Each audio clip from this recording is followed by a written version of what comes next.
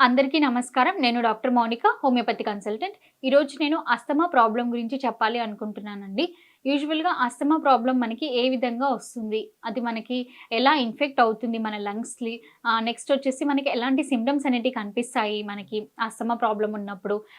ఈ అస్తమా ప్రాబ్లమ్‌కైతే గనక మనకి ఇన్హేలర్ అనేది యూజ్ చేయకుండా, స్టిరాయిడల్ కంటెంట్ మెడిసిన్ అనేది మనకు తీసుకోకుండా పర్మనెంట్‌గా తగ్గిపోయే అవకాశం అనేది ఏ ట్రీట్మెంట్‌లో అయితే కనుక అవైలబుల్‌గా ఉంది అనే దాని గురించి చెప్తానండి.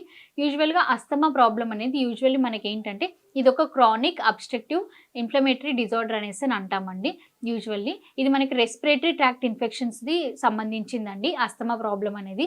సో, యూజువల్‌గా మనకేమవుతుందంటే ఈ అస్తమా అనేది అస్థమాటిక్ అటాక్స్ అనేటివి రికరెంట్‌గా మనకి అటాక్ అవుతూ ఉంటుంది.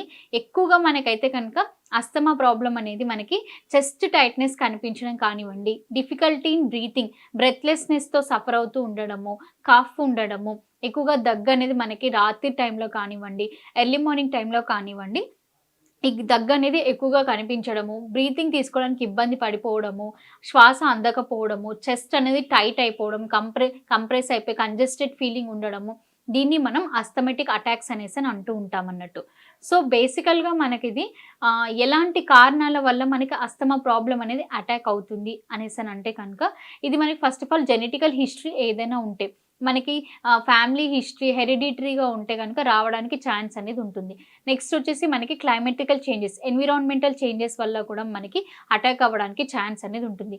నెక్స్ట్ మనకి డస్ట్ పొల్యూషన్ కానివ్వండి, ఎక్కువగా మనము డస్ట్‌కి ఎక్స్‌పోజర్ అవ్వడం కానివ్వండి, మనకి లంగ్స్‌లో ఇన్ఫెక్షన్ ఫార్మ్ అవ్వడం రికరెంట్‌గా, మనకి ఎక్స్‌పెక్టరేషన్ లాంటిది కానివ్వండి, ఇటువంటి ఏమైనా లైక్ వైరల్ ఇన్ఫెక్షన్స్ కానివ్వండి, బ్యాక్టీరియల్ ఇన్ఫెక్షన్స్ కానివ్వండి, ఇటువంటివి ఎక్కువగా మనం రికరెంట్‌గా ఫేస్ చేస్తూ ఉంటే గనుక వాటి వల్ల కూడా మనకి ఈ అస్థమాటిక్ అటాక్స్ అనేటివి రావడానికి ఛాన్స్ అనేది కనిపిస్తూ ఉంటుంది.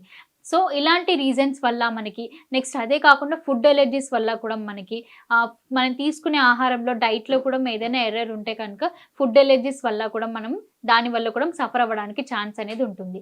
సో, ఇలాంటి రీజన్స్ వల్ల మనకి అస్తమా ప్రాబ్లమ్ అనేది రావడానికి ఛాన్స్ ఉంటుందండి. నెక్స్ట్ వచ్చేసి మనకి ఎలాంటి సింప్టమ్స్ కనిపిస్తాయి అస్తమా ప్రాబ్లమ్ వచ్చినప్పుడు అంటే కనుక మనకి షార్ట్‌నెస్ ఆఫ్ ద బ్రీత్ అనేది కనిపిస్తుంది. అంటే బ్రెత్‌లెస్‌నెస్‌గా అనిపిస్తూ ఉంటుంది. శ్వాస తీసుకోవడానికి ఇబ్బంది పడుతూ ఉంటాము. నెక్స్ట్ వచ్చేసి చెస్ట్ టైట్‌నెస్ అనేది కనిపిస్తూ ఉంటుంది. మనకి చెస్ట్‌లో కంజెస్టెడ్ ఫీలింగ్ అనేది కనిపిస్తూ ఉంటుంది. సఫోకేటింగ్‌గా ఫీల్ అవుతూ ఉంటాము. నెక్స్ట్ వచ్చేసి కఫ్ ఉంటుంది. దగ్గు ఎక్కువగా ఉంటుంది. దగ్గు అనేది మనకి ఎక్కువగా రాత్రి టైంలో కానివ్వండి, మార్నింగ్ టైంలో కానివ్వండి, ఎక్కువగా దగ్గు అనేది కనిపిస్తూ ఉంటుంది. నెక్స్ట్ వచ్చేసి మనకి నోస్ బ్లాకేజ్ లాంటిది, ఆహ్, రికరెంట్‌గా కోల్డ్ ఫార్మ్ అవ్వడం లాంటివి. నెక్స్ట్ వచ్చేసి మనకి హెడ్‌ఏక్ ఉండడము. ఇటువంటి సింప్టమ్స్ అనేటివి ఫేస్ చేస్తూ ఉంటాం అస్తమా ప్రాబ్లమ్‌లో. దీంతో పాటు కొన్నిసార్లు మనకి ఏదైతే మనకి అస్తమా ప్రాబ్లమ్‌కి ఇన్‌హేలర్ యూజ్ చేస్తాం. అంటే మనకి బ్రెత్‌లెస్‌నెస్ అయినప్పుడు ఊపిరి అందనప్పుడు మనము ఇన్‌హేలర్ అనేది యూజ్ చేస్తాం. ఆ ఇన్‌హేలర్ యూజ్ చేసినప్పుడు దాంట్లో steroidal content of the medicine అనేది ఉంటుంది ఆ ఇన్‌హేలర్‌లో. ఎప్పుడైతే ఆ స్టిరాయిడ్ అనేది మనం తీసుకుంటామో, పీలుస్తామో అప్పుడు మన బాడీలో ఏమవుతుందనంటే గనక మనకి అంటే మన బ్రెయిన్‌కి యాక్టివేషన్ అనేది స్టిమ్యులేట్ అవుతూ ఉంటుంది. ఆ ఇన్‌హేలర్ స్టిరాయిడ్ మెడిసిన్ మనం పీల్చుకున్నప్పుడు. సో, దానివల్ల ఏమవుతుందంటే మనకి సైడ్ ఎఫెక్ట్స్ లాంటివి కనిపిస్తూ ఉంటాయి. సో, అప్పుడు మన బాడీ అంటే మనకేమవుతుందంటే ఈ ఇన్‌హేలర్ యూజ్ చేయడం వల్ల మన బాడీలో ఉన్న ఇమ్యూన్ సిస్టమ్ అనేది దెబ్బతింటూ ఉంటుంది. అంటే ఇమ్యూన్ సిస్టమ్ అనేది మనకి ప్రాపర్‌గా హెల్తీగా ఉండకుండా డీయాక్టివేటెడ్ సిస్టమ్‌లో మనకి డిస్‌ఫంక్షన్‌తో ఇమ్యూన్ సిస్టమ్ అనేది బిల్ట్ అవుతూ ఉంటుంది. దానివల్ల మనకేమవుతుందంటే, ఈ ఇన్‌హేలర్ అంటే ఈ స్టెరాయిడ్ కంటెంట్ మెడిసిన్ యూజ్ చేయడం వల్ల మన బాడీలో మన ఆర్గాన్స్ లైఫ్ స్పాన్ అనేది తగ్గిపోవడం స్టార్ట్ అవుతూ ఉంటుంది. అంటే అప్పుడు మనకి దీని సైడ్ ఎఫెక్ట్ అనేది కిడ్నీస్ పైన కానివ్వండి, లివర్ పైన కానివ్వండి, హార్ట్ పైన కానివ్వండి, వాటి ఎఫెక్ట్ అనేది చూపిస్తూ ఉంటుంది. వాటి లైఫ్ స్పాన్ అనేది తగ్గిపోతూ వస్తుంది.